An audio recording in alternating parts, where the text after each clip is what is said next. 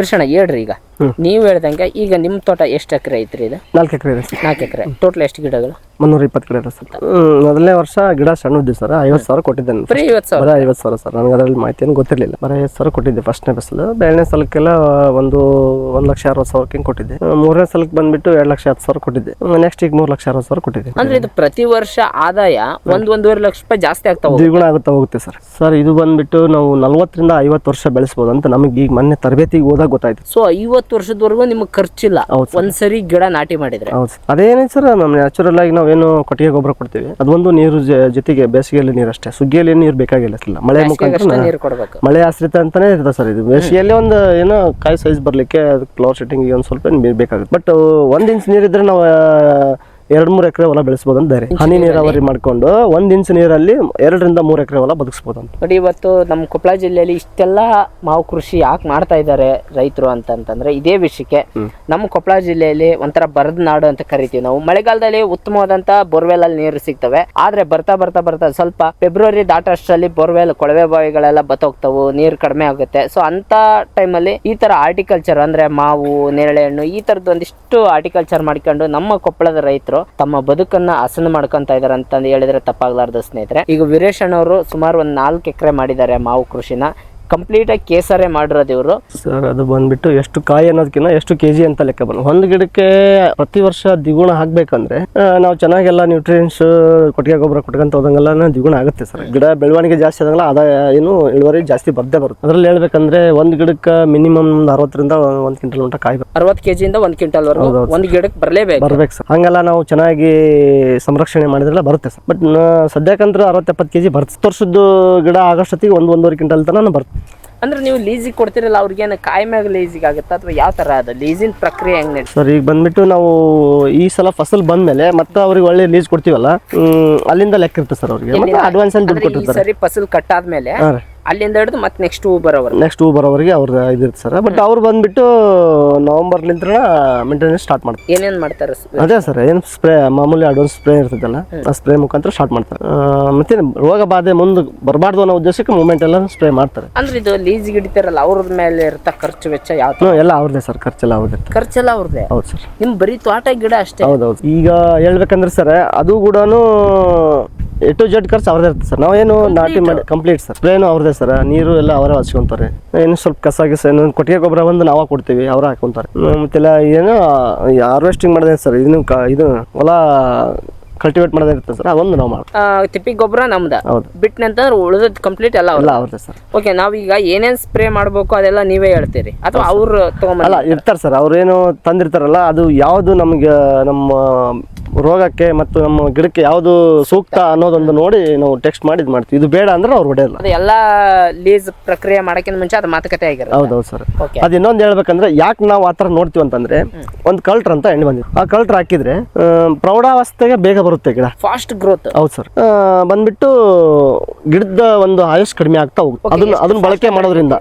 ಅದಕ್ಕೆ ಅದನ್ನ ಪಬ್ಲಿಸಿಟಿಯಾಗಿ ಹೇಳ್ಬೇಕಂದ್ರೆ ಕಲ್ಟ್ರ್ ಹಾಕ್ಲೇಬಾರ್ದು ಅಂತ ನಮ್ಮ ಒಂದು ಉದ್ದೇಶ. ಹಾಕ್ಲೇಬಾರ್ದು ಸರ್. 10 ರಿಂದ 15 ವರ್ಷ ನನ್ನ ತರಬೇತಿ ಪ್ರಕಾರ 10 ರಿಂದ 15 ವರ್ಷ ಗಿಡ ಆಗ ಮಟ್ಟನು ಕಲ್ಟ್ರ್ ಹಾಕ್ಲೇಬಾರ್ದು ಅಂತ. ಯಾವಾಗ ನಮಗೆ ಇಳುವರಿ ಕುಂಠಿತ ಆಗುತ್ತೆ ಅವಾಗ ನಾವು ಒಂದು ಸ್ವಲ್ಪ ಹಾಕ್ಬೋದು. ಅಂದ್ರೆ ಭೂಮಿ ನಾವು ಹೆಂಗ್ ಸಂರಕ್ಷಣೆ ಮಾಡ್ತೀವಿ ಆ ಥರ ಎಲ್ಲ ಫಸಲ್ ಕೊಡ್ಬೋದು. ಸ್ಕಾಟ್ ಮತ್ತು ಈ ಕುಬೋಟಾ ಕಂಪ್ನಿಯವರು ನಮ್ಗೆ ಚೆನ್ನಾಗಿ ಮಾಹಿತಿ ಕೊಟ್ಟರು ಸರ್ ಮೊನ್ನೆ. ಇದರಲ್ಲಿ ರೈತರ ಕಲ್ಟಿವೇಶನ್ ಅಂದ್ಬಿಟ್ರೆ ಮತ್ತೆ ಏನಿಲ್ಲ ಸರ್. ಸೊ ಹಂಗಾಗಿ ಇದು ಮಾವು ಕೃಷಿ ಮಾಡೋದು ರೈತಂಗೆ ತುಂಬಾ ಒಳ್ಳೇದು. ಹೌದು. ಅಲ್ಲ, ಅದು ಒಳ್ಳೇದು ಅನ್ನೋದಕ್ಕಿಂತ ಸರ್, ಈ ನಮ್ಮ ಭೂಮಿಯನ್ನ ಇನ್ನೊಬ್ರಿಗೆ ಲೀಸ್ ಕೊಡೋದು ಬೇಡ.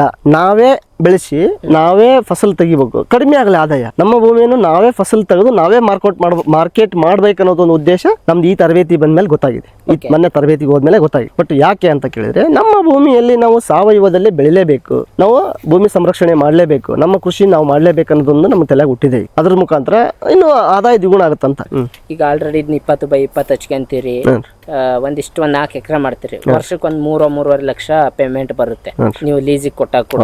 ಬಟ್ ಇದ್ರ ಮಧ್ಯೆ ನಾವು ಇಂಟರ್ ಕ್ರಾಪ್ ಆಗಿ ಏನಾರ ಬೆಳಿಬೋದಾ? ಅಥವಾ ಅಂದ್ರೆ ಒಬ್ಬ ರೈತನಿಗೆ ದಿನಾಲು ಖರ್ಚು ಇದ್ದೇ ಇರುತ್ತೆ, ತೋಟ ಅಥವಾ ಮನೆ ಖರ್ಚು ಅದೇ ಅಂತ ಇದ್ದೇ ಇರುತ್ತೆ.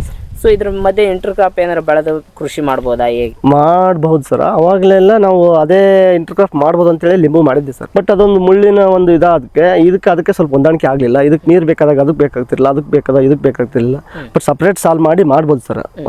ಅದು ಮೊದಲೆಲ್ಲ 4 ವರ್ಷ ಮಾಡಿದ್ದೀನಿ ಸರ್. ಗಿಡ ಸಣ್ಣರಷ್ಟು ಥರನೂ 4 ವರ್ಷ ಮಾಡಿದ್ದೀನಿ. ಏನಂದರೆ ಶೇಂಗಾ ಹಾಕಿದ್ದೀವಿ, ಸಜ್ಜೆ ಹಾಕಿದ್ದೀವಿ, ಗೊಂಜಾಳ ಹಾಕಿದ್ದೀವಿ, ಆಮೇಲೆ ತರಕಾರಿ ಎಲ್ಲ ಟಮಾಟ ಚಿಲ್ಲಿಗಿಲ್ಲೆಲ್ಲ ಹಾಕಿ ಬೆಳೆದಿದ್ದೀವಿ ಸರ್ 4 ವರ್ಷದ ಮಟ್ಟ. 4-5 ವರ್ಷ ಆದಮೇಲೆ ನೀನು ಫ್ರೀಯಾಗಿ ಬಿಟ್ಬಿಡಕ್ಕೆ ಸರ್. ಇದನ್ನು ಇಂಟರ್ಕ್ರಾಫ್ಟ್ ಮಾಡೋ ಅವಶ್ಯಕತೆ ಇರಲಿಲ್ಲ. ಬಟ್ ಇದಕ್ಕೆ ಬಂದಿದ್ದು ಸ್ಪ್ರೇ ಅದಕ್ಕೆ ಬರಲ್ಲ, ಅದಕ್ಕೆ ಬಂದಿದ್ದು ಸ್ಪ್ರೇ ಇದಕ್ಕೆ ಬರಲ್ಲ. ಆಮೇಲೆ ಹಂಗಾಗುತ್ತೆ ಅದಕ್ಕೆ. ಇದರಲ್ಲಿ ಒಂದು 4-5 ವರ್ಷ ಇಂಟರ್ಕ್ರಾಫ್ಟ್ ಮಾಡ್ಬೋದು, ಬಟ್ 4-5 ವರ್ಷದ ನಂತರ ಮಾಡೋಂಗಿಲ್ಲ ಸರ್. ಓಕೆ, ಕಂಪ್ಲೀಟ್ ಇದಕ್ಕೊಂದಕ್ಕೆ ಸ್ವತಂತ್ರವಾಗಿ ಇರಬೇಕು. ಅದನ್ನ ಬಿಟ್ಟರೆ ನಮ್ಮ ರಕ್ತ ಚಂದನ ಇವೇನು ಇದಾವ ಸರ್, ಶ್ರೀಗಂಧ, ಅವ್ನು ಬೇಕಾದ್ರೆ ಹಾಕ್ಬೋದು, ಮೇಲೆ ಹೋಗ್ತಂತ ಮಹಾಗನಿ ಹಾಕ್ಬೋದು. ಓಕೆ, ಬಟ್ ನೆರಳಾದಾಗ ಇದಕ್ಕೇನು ಎಫೆಕ್ಟ್ ಆಗಲ್ಲ ಸರ್, ಕುಂಠಿತ ಆಗಲ್ಲ ಸರ್. ಅದು ಇನ್ನೂ ಚೆನ್ನಾಗುತ್ತೆ ಸರ್. ಶ್ರೀಗಂಧ ಮತ್ತು ಮಹಾಗನಿ ಬೆಳಿಲಿಕ್ಕೆ ಇದೊಂದು ಸಪೋರ್ಟ್ ಆಗುತ್ತೆ. ಕೇಸರ ಯಾಕೆ ಚೂಸ್ ಸರ್? ಮಾರ್ಕೆಟಲ್ಲಿ ಹೇಳ್ಬೇಕಂದ್ರೆ ಸದ್ಯಕ್ಕಿರೋದು ಒಳ್ಳೆ ಇಳುವರಿ ಮತ್ತು ನಮ್ಮ ಭೂಮಿಗೆ ಒಳ್ಳೆ ಇಳುವರಿ ಮತ್ತು ಒಳ್ಳೆ ಮಾರ್ಕೆಟ್ ಅಂತ ನಮಗೆ ಸ್ವಲ್ಪ ಅದೇ ಇವು ಯಾರು ನಮ್ಮ ಸೈನ್ಸಿಸ್ಟ್ ಪ್ರಕಾರ ನಾವು ಸ್ವಲ್ಪ ತಿಳ್ಕೊಂಡಿದ್ದೀವಿ ಸರ್. ಹಂಗಾಗಿ ನಾವು ಕೇಸರನ್ನ ಮಾಡಿದ್ವಿ. ಬಟ್ ಅದು ಬಂದ್ಬಿಟ್ಟು ನಮ್ಮ ಮಾಮಾರೆಲ್ಲ ಮಾಡಿದ್ದಾರೆ, ಆಫಾಸು ಅವೆಲ್ಲ ಮಾಡಿದ್ದಾರೆ. 1 ವರ್ಷ ಫಸಲ್ ಕೊಟ್ಟರೆ ಇನ್ನೊಂದು ವರ್ಷ ಫಸಲ್ ಕೊಡಲ್ಲ. ಬೇರೆ ವೆರೈಟಿ ನಮ್ಮ ಭೂಮಿಯಲ್ಲಿ ಮಾತ್ರ ಅದೇ ಯಾವುದು ಬೆನೆಸನ್ ಬಂದ್ಬಿಟ್ಟು ಆ ಥರನೇ ಆಗಿದೆ. 1 ವರ್ಷ ಫಸಲ್ ಕೊಟ್ಟರೆ ಇನ್ನೊಂದು ವರ್ಷ ಫಸಲ್ ಕೊಡಲ್ಲ. ಅಂದರೆ ಈ ವರ್ಷ 10 ಟನ್ ಕೊಟ್ಟರೆ ಮುಂದಿನ ವರ್ಷ 2 ರಿಂದ 3 ಟನ್ ಕೊಡುತ್ತೆ. ಕೇಸರ್ ಬಂದ್ಬಿಟ್ಟು ಆಗಲ್ಲ.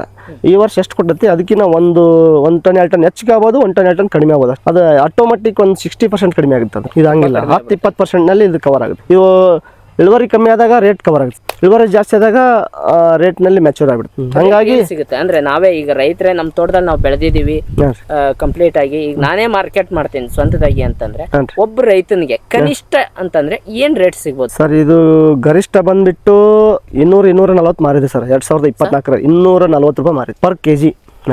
ಹೌದು, 240 ಪರ್ ಕೆಜಿ ಮಾರಿದೆ 2024 ಬಾಕ್ಸ್ ಅಲ್ಲ ರೀ, ಕೆಜಿ ನಾ ಹೇಳ್ತಾ ಇರೋದು. ಕನಿಷ್ಠ ಅಂದ್ರೂ 70 ರಿಂದ 80 ರೂಪಾಯಿ ಕನಿಷ್ಠ ಮಾರೇ ಮಾರುತ್ತೆ. ಕೇಸರ್ ಬಂದ್ಬಿಟ್ಟು ಯಾವುದೇ ಕಾರಣಕ್ಕೂ 70 ರೂಪಾಯಿ ಕೆಳಗೆ ಬರಲ್ಲ. ನನ್ನ ಅನುಭವದ ಪ್ರಕಾರ ಇದು ನಾನು ಎಲ್ಲಾ ಮಾರ್ಕೆಟ್ ನೋಡಿದ್ದೀನಿ. 70 ರೂಪಾಯಿದೊಳಗೆ ಯಾವಾಗ್ಲೂ ಬರಲ್ಲ. ನಮ್ಮ ಕೊಪ್ಪಳ ಮತ್ತು ಬಾಗಲಕೋಟೆ ಏರಿಯಾದ ಮಾಲ್ ಮಾತ್ರ, ಬೇರೆ ಕಡೆ ಕಡಿಮೆ ಮಾರ್ಬೋದು, ಈ ಏರಿಯಾದ ಮಾಲ್ ಮಾತ್ರ 70-80 ರೂಪಾಯಿ ಕಡಿಮೆ ಅಂತೂ ಆದಷ್ಟು ಸಾವಯವದಲ್ಲಿ ಬೆಳೆಯಕ್ಕೆ ಟ್ರೈ ಮಾಡಿ. ನೋಡಿ, ನಮ್ಮ ವೀರೇಶಣ್ಣವರು ಕಂಪ್ಲೀಟ್ ಸಾವಯವದಲ್ಲೇ ಬೆಳೀತಾ ಇದ್ರೆ, ಆದರೆ ಕೆಲವೊಂದಿಷ್ಟು ಮಾಡೋಕ್ಕಾಗಲ್ಲ. ಇವತ್ತು ನಾವು ಕ್ರಿಮಿಕೀಟಗಳೆಲ್ಲ ಬಾಧೆ ಆಗೇ ಆಗುತ್ತೆ. ಸೊ ಹಂಗಾಗಿ ನಾವು ಅದಕ್ಕೆ ಒಂದಿಷ್ಟು ಸ್ಪ್ರೇ ಕೊಡಲೇಬೇಕಾಗುತ್ತೆ. ಆದರೆ ನೀವು ಎಷ್ಟು ಸಾವಯವದಲ್ಲಿ ಮಾಡ್ತೀರಾ ಅಷ್ಟು ಒಳ್ಳೆ ರೇಟ್ ಸಿಗುತ್ತೆ ನಮ್ಮ ಮಾರ್ಕೆಟಲ್ಲಿ ಅಂತ ನಾನು ಹೇಳ್ಬೋದು. ಹೇಳಿ ವೀರೇಶಣ್ಣ, ಅದ್ರ ಬಗ್ಗೆ ಹೇಳಿ. ಸಾವಯವದಲ್ಲಿ ಮಾಡಿದ್ರೆ ನಮ್ಗೆ ಏನು ಬೆನಿಫಿಟ್ ಆಗುತ್ತೆ ಸರ್? ಸಾವಯವದಲ್ಲಿ ಮಾಡಿದ್ರೆ ಮೆಚೂರ್ ಆದಕ್ಕಂತ ಹಣ್ಣು ಭಾಳ ದಿವಸ ತಾಳಕೆ ಬರುತ್ತೆ. ಸಾವಯವದಲ್ಲಿ ಮಾಡೋದ್ರಿಂದ ಹಣ್ಣಿನ ಟೇಸ್ಟ್ನು ಜಾಸ್ತಿ ಬರುತ್ತೆ. ರಾಸಾಯನಿಕ ಹಾಕೋದು ಹಣ್ಣಿಗೂ ಸಾವಯವದ ಹಣ್ಣಿಗೂ ಅಜಗಜಾಂತರ ವ್ಯತ್ಯಾಸ ಟೇಸ್ಟ್ ಅಲ್ಲಿ. ಇನ್ನೂ ಹೇಳ್ಬೇಕಂದ್ರೆ ನಮ್ಮ ಭೂಮಿಯನ್ನ ನಾವು ಸಂರಕ್ಷಣೆ ಮಾಡ್ಬೇಕಂದ್ರೆ ರಾಸಾಯನಿಕ ಮುಕ್ತವಾಗಿ ಬೆಳೆಸ್ಬೇಕನ್ನೋ ಒಂದು ಉದ್ದೇಶ ಸರ್.